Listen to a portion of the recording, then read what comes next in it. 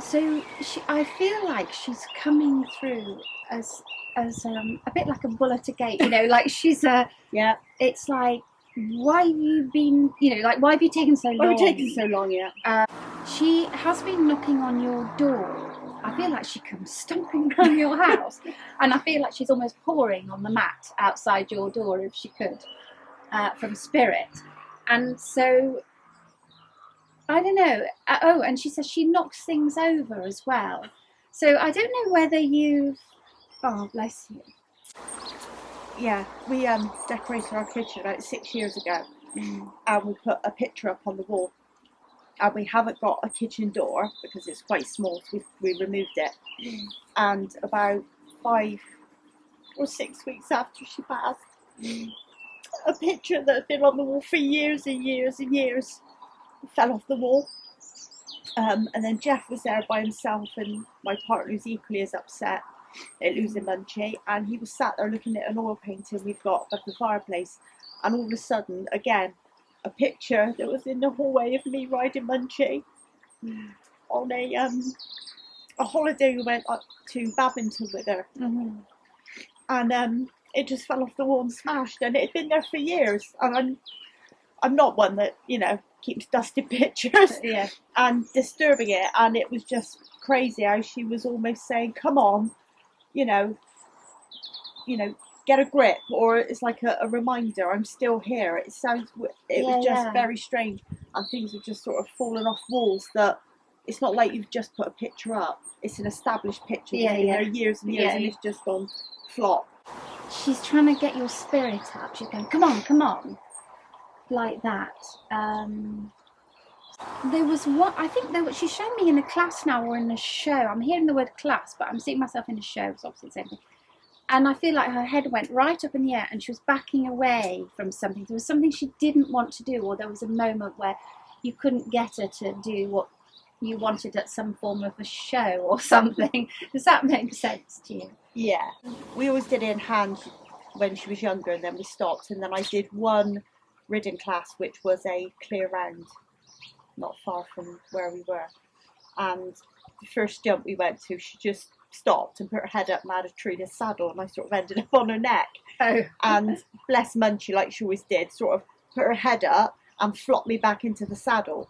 And then I did the clear round, and then the lady gave me a rosette, because she said, I've never quite seen a horse do that before. She said they usually drop a shoulder and you fall off.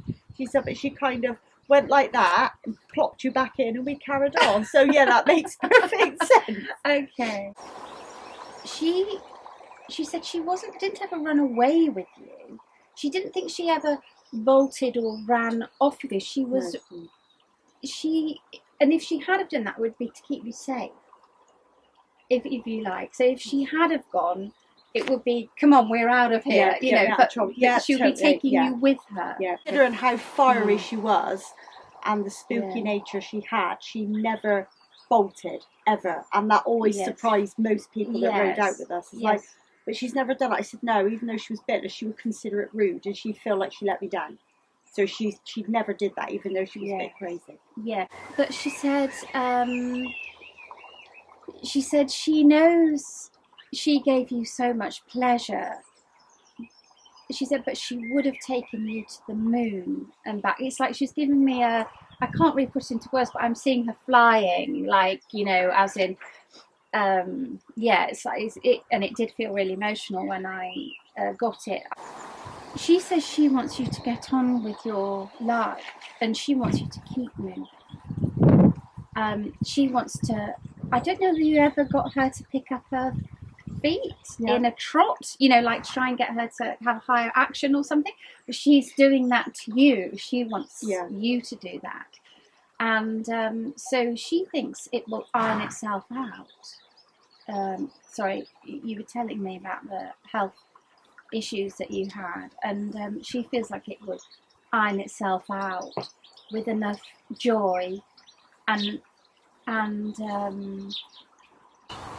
but I don't know whether you've been thinking about mortality and thinking that your life expectancy is shorter than she's showing me as.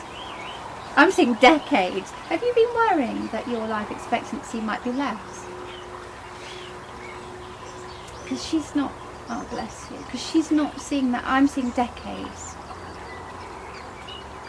I think I worry through losing my dad to cancer and my sister 2 years ago. Right. And, you know, statistics, you know, 1 in 2 people are going to get cancer, and I always think that I've had such a run of bad luck. Yeah. And losing Muncher, I think, it's hit me so hard emotionally. Yeah. I just think all the stress, could that bring something on? You know, and it does worry me. I'm sorry, I never do this. No, but no. I'm just going to pass on what I keep on getting, and I got it last time. I'm seeing 4 to 5 decades. Yeah, that's a long life, isn't it? It's like I've got 4 slots of 10 and some. Does that make sense? Yeah. Yeah, how old are you? Yeah, nearly 50, yeah, so you're going to head yeah. up into that. Yeah, so that's fine. So you're fine. She said that twice. That's quite nice, isn't it?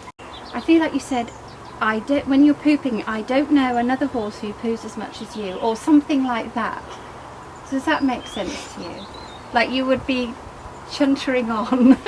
Oh, so many people are going to laugh when you said that. Right. Yeah, she pooed inordinate amounts, ridiculous amounts.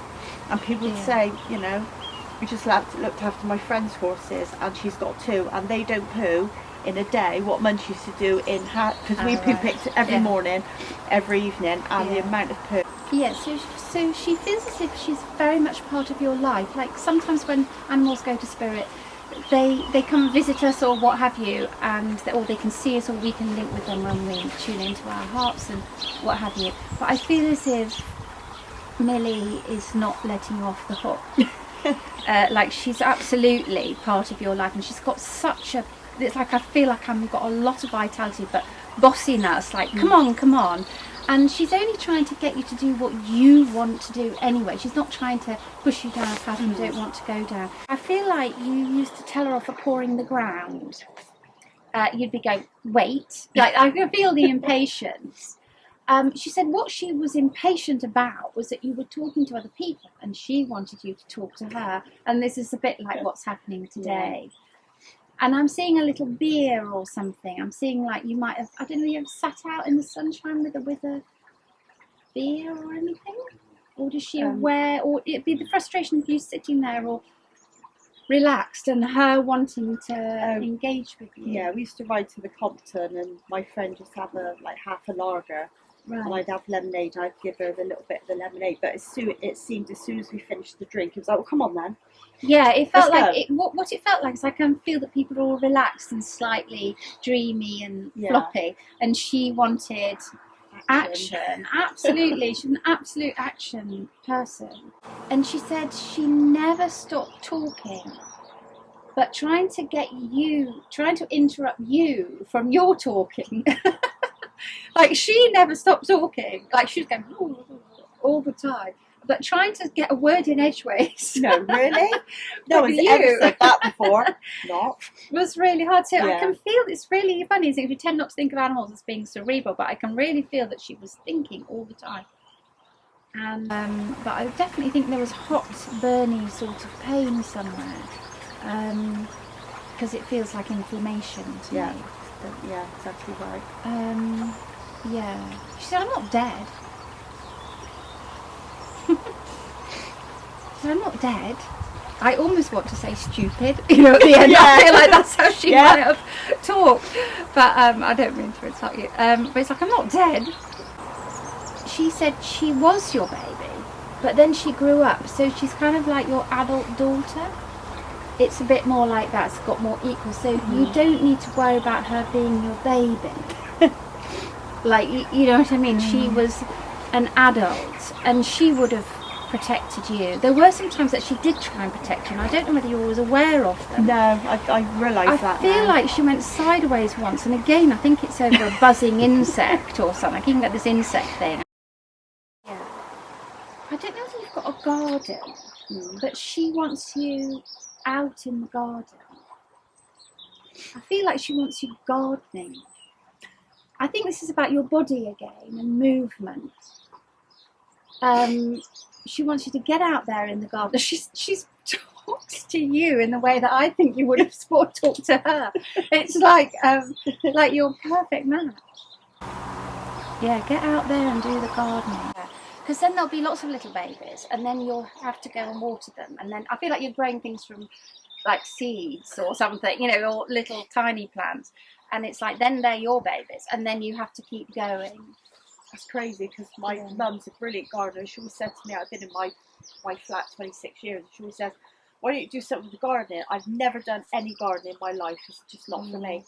And when Muncher passed, the lady who I shared our field with bought me a rose cutting, it's a young rose, and had it named Millie Muncher. So with the Royal Horticultural Society, it's actually called Millie Muncher.